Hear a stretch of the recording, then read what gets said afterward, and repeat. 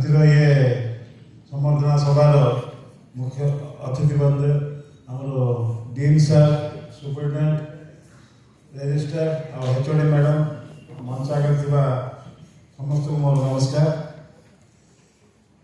प्रति वर्ष जून 14 तारीख में आम इंटरनेशनल ब्लड डोनर्स डे पालन करें। यहाँ 2004 वर्ल्ड हेल्थ ऑर्गेनाइजेशन तरफ स्टार्ट होती। आम जीवन में आज्ञा दुईटा जिन बहुत महत्व, गोटे हूँ शिक्षादान आउ हूँ रक्तदान।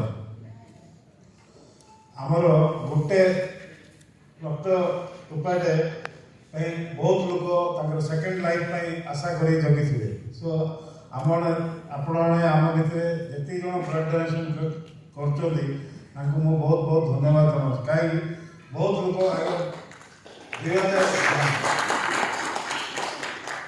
1998 ये सोशल लाइफ में अच्छी देखुची ब्लड डोनेट करने बहुत लोग चिका हमें डरी जाती, किंतु जानी पाना एवरी वुमेन बीइंग 3 मास को थे ब्लड देले किसी प्रॉब्लम ना निजी को